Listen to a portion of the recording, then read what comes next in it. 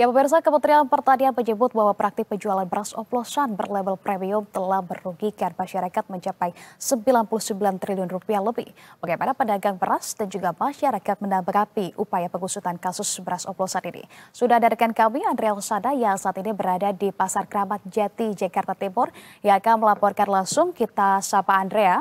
Andrea, selamat siang. Andrea, terkait dengan beras yang diproduksi oleh PT Food Station sudah tidak terlihat lagi di Pasar Kramat Jati. Lantas, apakah dari praktik-praktik penjualan beras oplosan ini sudah tidak lagi ditemukan atau seperti apa temuan Anda di lapangan? Ya, selamat siang Anissa dan juga pemirsa Berita Satu. Benar sekali bahwa memang Direktorat Tindak Pidana Ekonomi Khusus Baris Krim Polri ini telah menyita sebanyak 132 ton beras dari 4 merek yang dikeluarkan oleh PT Food Station, yakni untuk beras dengan merek Setra Ramos Biru, Setra Ramos Merah, Setra Pulen, dan juga Setra Wangi. Dan berdasarkan pantauan kami di Pasar Kramat Jati ini, memang sudah tidak tampak lagi 4 merek yang ditahan oleh pihak kepolisian. Dan selain itu juga untuk merek-merek dari PT lainnya seperti merek Sania, Jelita, dan juga Anak Kembar ini juga tidak ditemukan di pasar ini. Dan berdasarkan pantauan kami, kurang lebih di 4 toko yang menjual beras premium ini, memang yang hanya ditemukan adalah beras-beras merek premium yang tidak ditahan oleh pihak kepolisian. Dan kemudian juga selain itu kami dapat menyampaikan tadi salah satu pedagang ini menyebutkan bahwa mereka tidak menjual beras premium dari 4 merek yang telah ditahan dari pihak kepolisian, sehingga untuk isu dari beras oplosan sendiri ini tidak begitu berpengaruh bagi para pedagang yang ada di sini. Dan kemudian juga salah satunya juga menyebutkan bahwa penjualan di tokonya ini masih dalam kapasitas yang normal, di mana penjualan untuk beras-beras premium dari merek-merek yang tidak ditahan oleh kepolisian ini masih terus berlangsung. Dan kemudian juga memang sebelumnya bahwa pihak kepolisian ini telah melakukan penyitaan terhadap beras-beras tersebut yang dinilai ini tidak sesuai dengan standar mutu dan juga kualitas. Padahal dari seluruh merek yang disita ini diklaim merupakan beras bermutu premium. Dan kemudian juga barang bukti yang disita terdiri dari beras kemasan 5 kg dari berbagai merek beras premium produksi dari PT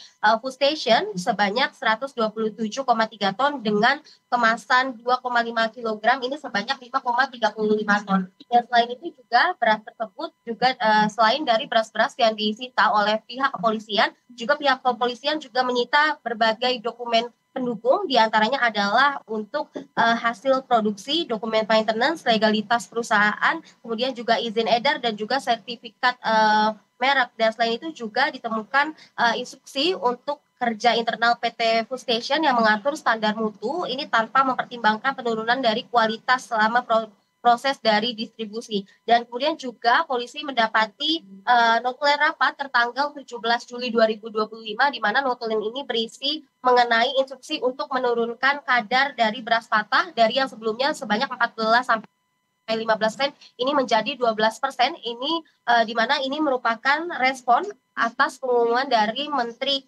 Pertanian untuk melakukan investigasi terhadap beras premium yang diduga sebagai beras oplosan, Anissa. Baik, Andrea, terakhir terkait dengan imbas dari adanya operasi ataupun pengusutan kasus beras oplosan ini, tentunya berpengaruh juga pada harga jual. Seperti apa di sana? Harga jual dari beras sendiri ataukah memang naik atau malah turun atau seperti apa di lapangan?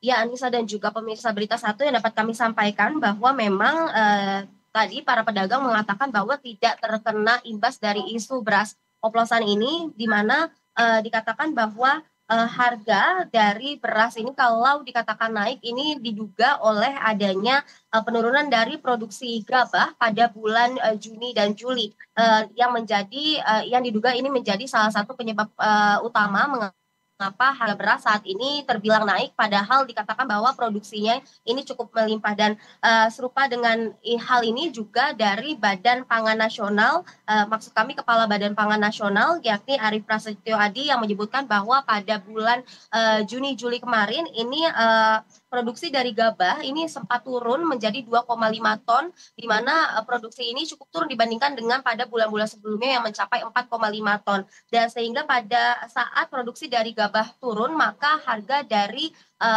barang ini akan menjadi naik. Kalau harga gabah naik, ini artinya harga beras juga akan naik. Dan untuk itu juga Arief menegaskan bahwa dari pihak pemerintah ini sudah melakukan sejumlah persiapan untuk dua kebijakan untuk meredam dari adanya lonjakan untuk harga ini. Anissa, diantaranya adalah penyaluran beras program stabilitas pasokan dan juga harga pangan atau SPHP sebanyak 1,3 juta ton hingga pada akhir tahun ini, dan selanjutnya juga terdapat bantuan pangan beras hingga 360 ton untuk mengatasi adanya kenaikan harga beras. Anissa, kembali ke Anda. Oke, baik. Andrea Husada, kalau begitu terima kasih banyak atas informasi Anda dan selamat kembali bertugas.